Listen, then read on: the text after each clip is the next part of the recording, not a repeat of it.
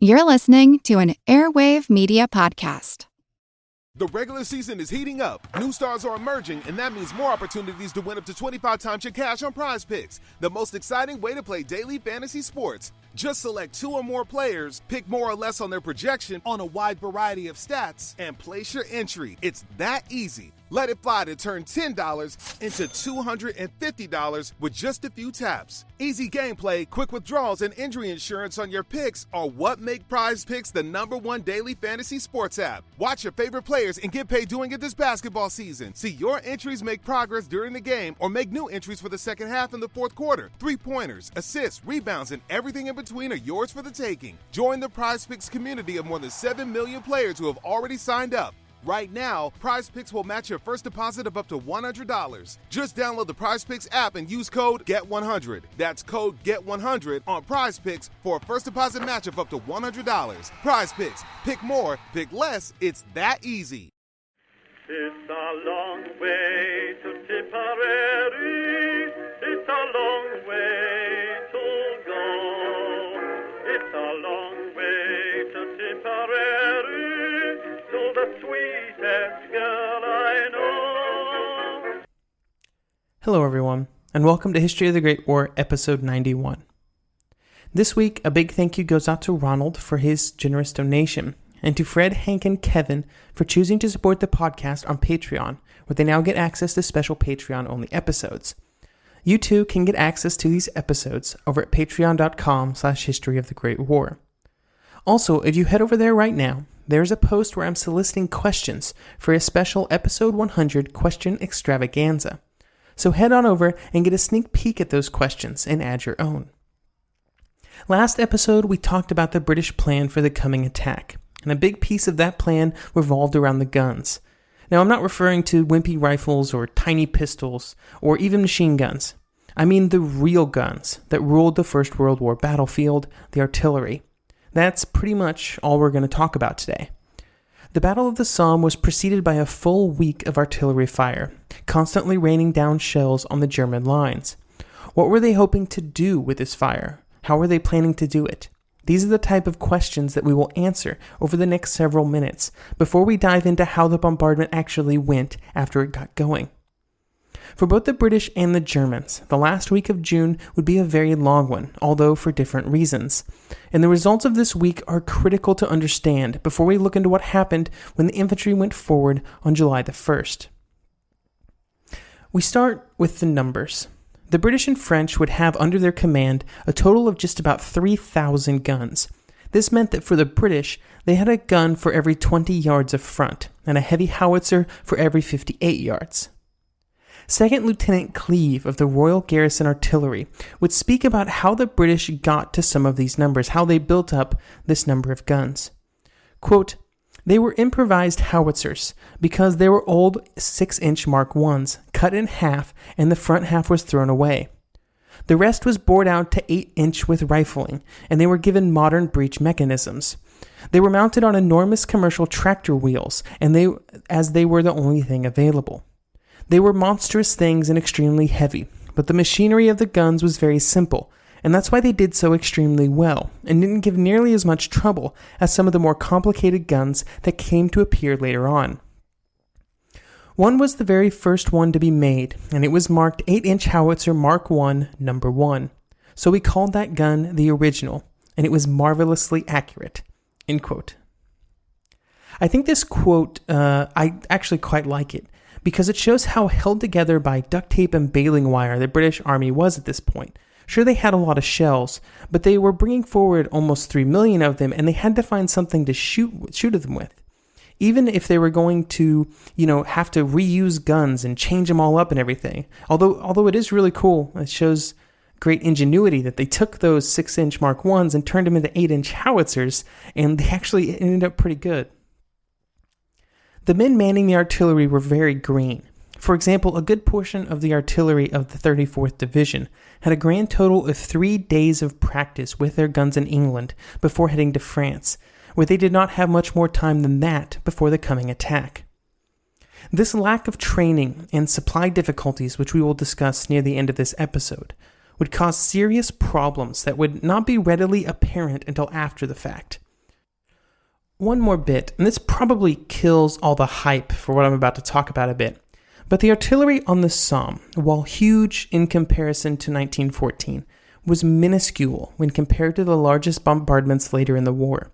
Later battles would see the same number of shells that were fired in a week on the Somme fired in a few days, 2 days even.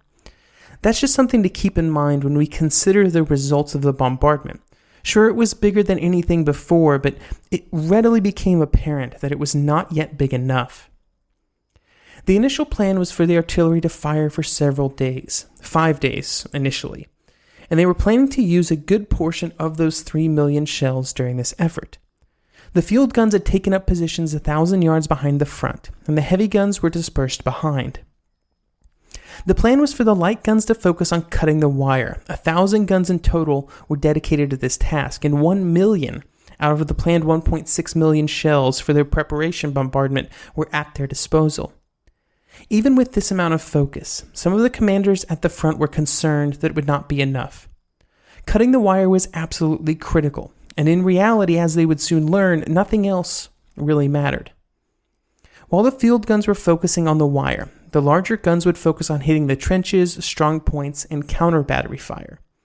They had a hell of a job in front of them when it came to trenches and strong points, because there was something like 150,000 yards of German defenses that they had to try and deal with. The final job for the artillery was counter battery fire. They outnumbered the German guns massively, but counter battery fire was still critical. The problem was, and the reason I left this task to discuss last, was because many of the commanders also just used whatever they had left over for counter battery fire. The problem was that only the heaviest of the guns and the howitzers had the range necessary to hit the German gun lines, and unfortunately, these very same guns were also the best at all of the other jobs that the artillery had to do. Because of this, many commanders were forced to make a choice, and on the northern end of the attack, many of them chose to greatly de-emphasize counter battery fire in favor of using those shells and guns for other purposes. On the southern end and on the French area of the front, counter battery fire was given more priority. And in case you're wondering why I put so much emphasis on this aspect, yes, we'll be coming back to this topic soon, probably next episode. While the planning for the 5-day bombardment was an involved process, it paled in comparison to trying to plan for what would happen after the artillery fire had prepared the trenches and the infantry went forward. Bombarding static positions was nothing more than pointing your gun at a thing and then dropping enough shells on it until that thing was destroyed. However, once the infantry went forward, everything changed. Throughout the entire planning process for the artillery and for the attack in general, a ton of thought was given to how to make the artillery as useful as possible for the infantry. The general direction from Rawlinson, as he said in his tactical notes to his commanders, was that, quote, "The ideal is for the artillery to keep their fire immediately in front of the infantry, as the latter advances, battering down all opposition with a hurricane of projectiles," end quote. This would be achieved by a series of carefully planned and coordinated lifts, as the artillery slowly extended its range to stay ahead of the attack. All of this was practiced and planned behind the lines. However, when it came time for exact planning, it'd be left up to the divisional and corps commanders. They were given freedom to choose what the artillery would focus on, how quickly it moved forward, and what precisely it was bombarding at what precise time. A good portion of the reasoning for this seems to be because each area of the front had different considerations and different situations, and this is a sound thought. But what it really did was it ended up making each area of the front different, sometimes in a good way and sometimes, and more often, in a bad. In many areas, it meant that the fire would lift as soon as the attack started, and not a nice small lift to the next set of German positions, but all the way into the next entire set of lines, hundreds if not thousands of yards behind the first objective. Now, if everything went perfectly, this was exactly the right move, because it would have prepared the next set of lines for the arrival of British troops, but they had to get there, which is where it all fell apart. There was a smokescreen planned, and that could have made up for this larger lift, but it had to be cancelled right before the attack due to inclement weather. These problems were not known during the planning, and there were huge expectations put on the bombardment that in reality it had no chance of fulfilling. One British officer would tell his men that, quote, "You'll be able to go over the top with a walking stick. You will not need rifles. And when you go into Thiepval village, you will find the Germans all dead. Not a rat will have survived." End quote. Now, some of that quote can be chalked up to frontline propaganda. I mean, no officer is going to tell his men before an attack that the artillery support is going to be worthless. But this optimism went from the lowest officer right up to Haig. They all expected good things. The results would be disappointing. The barrage would begin on June the 24th at 5 a.m., Midsummer's Day, or at least one source told me that. Nobody else mentioned it, but it does have a nice ring to it, so I've chosen not to fact-check that bit. All along the front, guns began to fire, and here is John Keegan from his book The First World War to discuss it. Quote, "At 5 a.m., a storm of artillery broke with a crash all along the entire line. As far as the eye could see, clouds of shrapnel filled the sky, like dust blown on the wind. The bursts were constantly renewed, and toil as it might, the morning breeze could not sweep the sky clear. All around there was howling, snarling, and hissing. With a sharp ringing sound, the death-dealing shells burst, spewing their leaden fragments against our line. The balls felt like hail on the roofs of half-destroyed villages, whistled through the branches of the still green trees, and beat down hard on the parched earth, whipping up small clouds of smoke and dust from the earth. Large caliber shells droned through the air like giant bumblebees, crashing, smashing, and boring down into the earth." End quote. With all of the firing happening, it was not long until some guns started to break down, or to have some issues, as machines always do. Here is Lieutenant William Bloor of the Royal Field Artillery, as he describes what happened to his commander, Major Dodd, during one of these mechanical mishaps. Quote, "At about 5 p.m., we had 2 premature bursts. The first killed 2 of our infantry, and the second hit Dodd himself in the back. He was carried off to the dressing station, and the major went on by himself. After we had finished firing, I went up to the trenches and saw Dodd. He had a shrapnel bullet through the kidneys, and he's for Blighty at once. These prematures are the very devil, but cannot be avoided. The barrel of the gun gets very hot with continuous firing, and this affects the charge of cordite, and the shell sometimes bursts too soon. But it is 1,000 pities and an extraordinary mischance that we ourselves should have shot at officers of ours." End quote. The initial plan, as I mentioned, was for the bombardment to last only 5 days, so this would have made it end on June the 29th. However, on the 26th, it clouded over and began to rain. This had a few very important effects. First of all, it made the bombardment less productive, because it slowed everything down due to transportation difficulties. It also meant that the Royal Flying Corps could not properly spot and adjust the British fire. They also could not report back estimates of the effectiveness of the fire and try to adjust things. Because of the weather, the bombardment had to be extended by 48 hours, pushing the start of the attack back to July the 1st. This meant that the guns had to continue to fire, and the infantry had to continue to wait for another 2 days. Captain Charles Manson of the Manchester Regiment, 91st Brigade, 7th Division, would say that, quote, "We were all ready and anxious to get away, to get up and moving and done with the waiting. Waiting is rotten. I think it tries the nerves more than the actual moment of assault." End quote.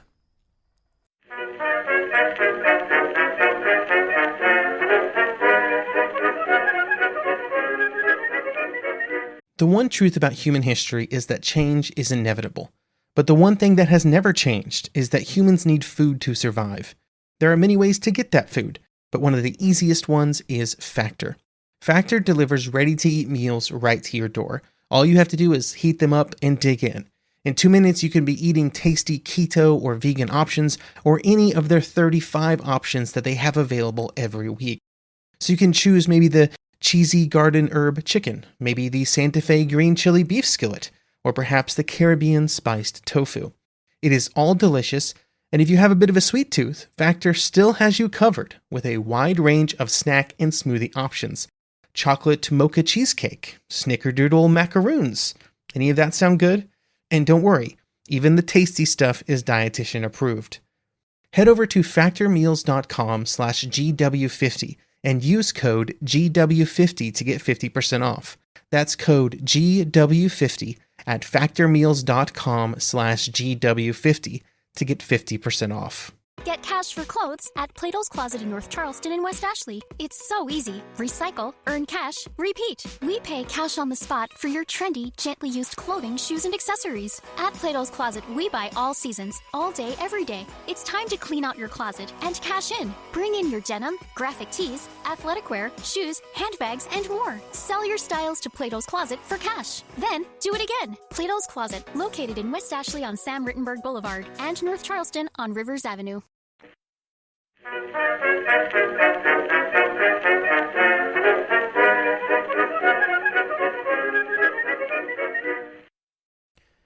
So one of the huge advantages of having the massive amount of really detailed sources that I have access to for the Somme is that it is very easy for me to get a great set of first-hand accounts.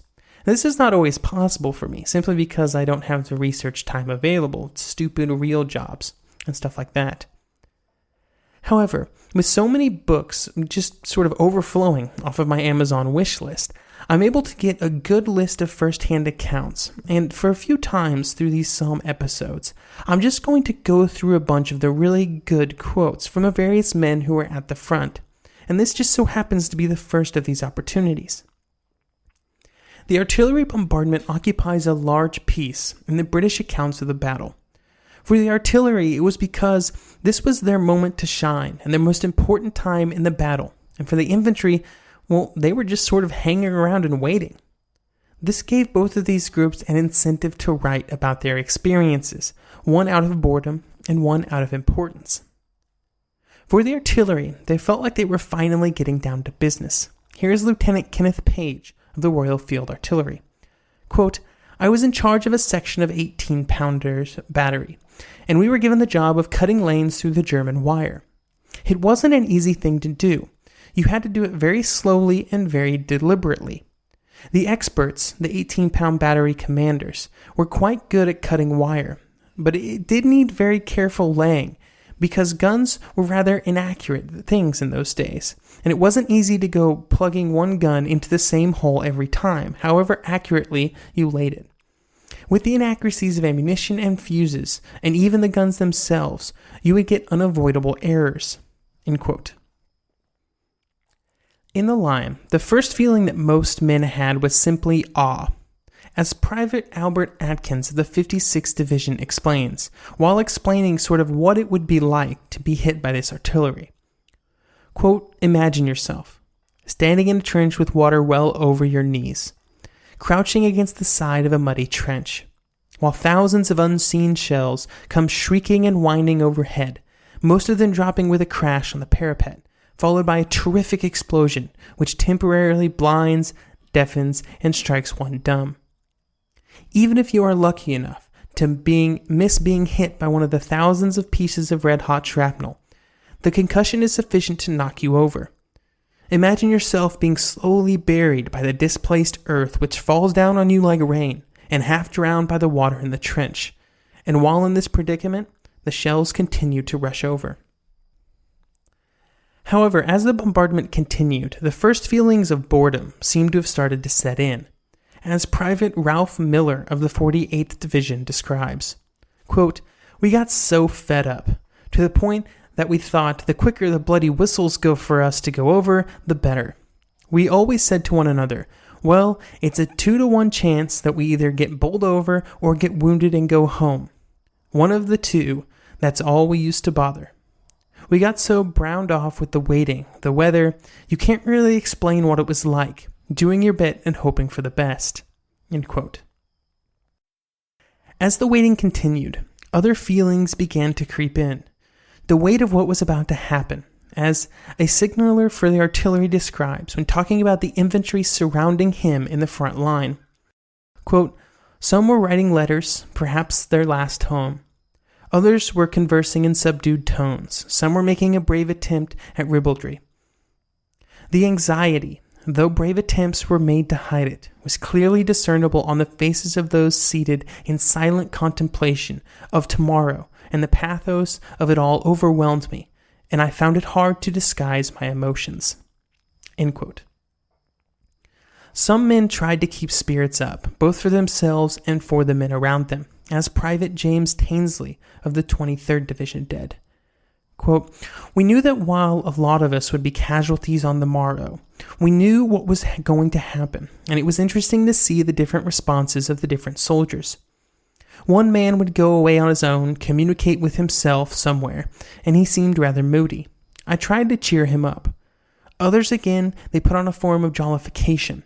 When the march started up towards the line, it was all happy and a long way to Tipperary, biscuit tins being hammered, and all jollification like that to keep up the spirits." Many men took the time to write home, to talk about what they were going to do when the attacks started and how they were going to play their part. This is Lieutenant Jack Ingle, who was doing so to his parents. Quote, "My dearest mother and father, I'm writing this letter the day before the most important moment of my life, a moment which I must admit I have never prayed for, like thousands of others have, but nonetheless a moment which now it has come I will not back out of for all the money in the world. The day has almost dawned when I shall really do my bit for the cause of civilization.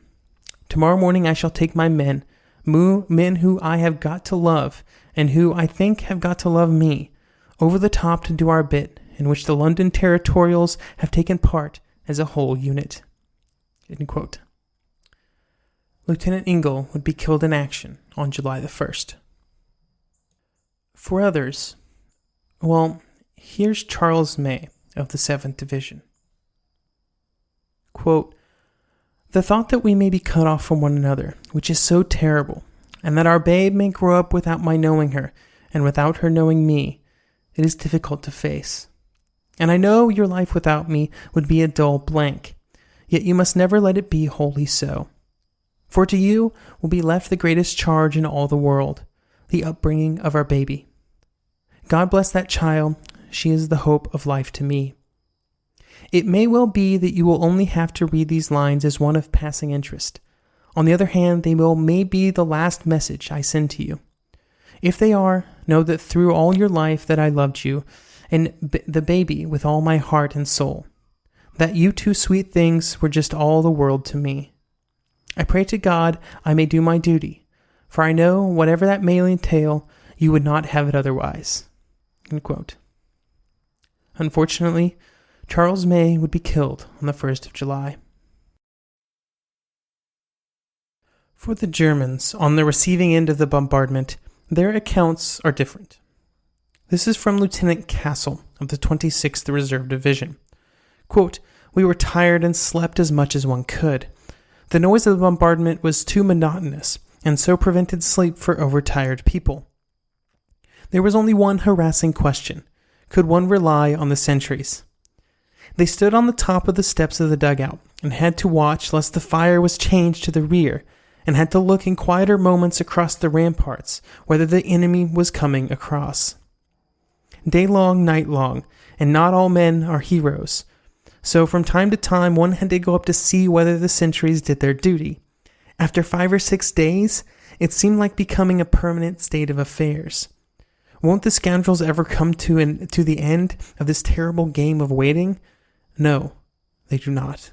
End quote. And here is Hauptmann Hansel. Quote, "After we had taken over the positions, the bombardment increased day by day and hour by hour, until gentle harassing fire had been transformed into drum fire. The 9th Company held the center of the line, about 100 meters from the French. The position comprised the battle trench with an accommodation trench which contained most of the dugouts just to the rear. We occupied 4 large mine craters just to our front. Morale was excellent. Everyone knew that hard days lay ahead, knew that each would do his duty. The bombardment damaged the trenches to such an extent that clearance work was no longer feasible." End quote. Every day that the bombardment continued, the situation got worse and worse for the German troops. There was a constant need to use every available opportunity to bring up supplies and food. Lieutenant Gerster explained some of the reasons why. Quote, the actual frontline trench no longer existed. Instead, crater overlapped with crater where it had once been. Half-collapsed holes indicated where the dugouts, which still remained, were located. The staircases were buried beneath piles of earth, which had fallen down from above. As a result, the troops had to scramble up a smooth, steep slope, which offered almost no footholds, and able to climb up to the daylight. End quote. The situation percolated all the way up to General von Bülow, who wrote in his official report on June 28th that, quote, enemy activity opposite the 14th Reserve Corps and the 17th Army Corps resembles ever more closely tactics of wearing down and attrition. It must be assumed that the bombardment, which has now lasted for 5 days, and which from time to time increases to drum fire before reducing to calmer observed fire by the heaviest caliber weapons on different sectors of our positions, will continue for some time. The enemy's gas tactics, which are being aided by the prevailing west winds of releasing constantly repeated small clouds of gas, is aimed also at gradual attrition. End quote. The effects of the bombardment were not just physical either. It also began to affect the men mentally. A constant fear plays a big part in their accounts. Here's one German. Quote, shall I live till morning? Haven't we had enough of this frightful horror? 5 days and 5 nights now this hell concert has lasted. One's head is like a madman's. The tongue sticks to the roof of the mouth. Almost nothing to eat and nothing to drink. No sleep. All contact with the outer world cut off. No sign of life from home, nor can we send any news to our loved ones. What anxiety they must feel about us. How long is it going to last? End quote. When these two problems, the physical and mental strain, combined, everything just got worse. Here's another German. Quote, despite all efforts, the rations were inadequate. The uninterrupted high state of readiness, which had to be maintained because of the entire situation as well as the frequent gas attacks, hindered the troops from getting the sleep that they needed because of the nerve-shattering artillery fire. Tired and indifferent to everything, the troops sat it out on wooden benches or lay on the hard metal beds, staring into the darkness when the tallow lights were extinguished by the overpressure of the explosions. Nobody had washed for days. Black stubble stood out on the pale, haggard faces, whilst the eyes of some flashed strangely, as though they had looked beyond the portals of the other side. Some trembled when the sound of death roared around the underground protected places. Whose heart was not in his mouth at times during the appalling storm of steel? All longed for an end to it one way or the other. All were seized by a deep bitterness at the inhuman machine of destruction which hammered endlessly. A searing rage against the enemy burned in their minds. End quote. While the German soldiers were not having a good time, the question remains, were all of these shells doing any good? Well, first of all, there was a problem. The shells were not as reliable as had been hoped. Many of them completely failed to explode. The worst of these seemed to have been the lower caliber shrapnel shells, which were supposed to be the ones cutting the wire. The shells either did not explode at all, or they exploded too late, doing a lot of damage to the ground, but just sort of bouncing the wire around. That is not to say that the fire did not hurt the Germans or their positions, though, as we've just discussed, and their casualty numbers were around 7,000 during the week-long artillery bombardment. The mental situation of the survivors was also non-optimal. By the last day of June, there were unit reports with quotes like, "All had just one hope, that the endless shelling finally stop and the enemy attack." Even on the northern end of the front, where their bombardment was the least effective, the trenches were still heavily damaged. On the southern end, especially on the French front, the bombardment had a serious effect on the German defenders, both because of the better artillery preparation and because the terrain here was worse for the defenders. Another problem for the Germans was that when the firing started, most of their command centers behind the front were included in the firing zone, which caused confusion on the German side while they were repositioned. Unfortunately for the attackers, Most of this had been sorted out before the week was over. The Germans did not know exactly when the bombardment would end, and this limited their ability to prepare for what would come after. Prisoners that had been taken before the bombardment started correctly reported that it was planned to last 5 days, but after it started it was difficult to capture more troops and gain more information. This made it impossible to know that it had been expanded for an additional 2 days. So after 5 days had come and gone, the Germans were very much in the dark as to what was happening. Overall, though, even though the Germans were knocked around a bit, and perhaps a bit confused, almost all of the strongest German positions were mostly unharmed. Most of the infantry shelters had survived. Most of the wire was intact. The line was very much still defensible, and still very capable, as would be discovered very soon. On July the 1st, at 6:35 a.m., the guns, which had been constantly firing for a week, upped their speed to a crescendo. The Germans, sensing that this was the moment, fired red flares all along the line, and telephone lines to the rear exploded with calls for the German guns to open up. Now the British troops began to get a taste of their own medicine, as the German guns finally answered the British bombardment with everything it had. This hit the waiting troops particularly hard because they were stuffed in the forward trenches, waiting to go forward. All along the lines, officers were staring at their watches, waiting for the time to come. It was time for the attack to begin. And that also means it's time for this episode to be over. I hope you'll join me next episode as we discuss the disaster and the triumph of July the 1st, 1916.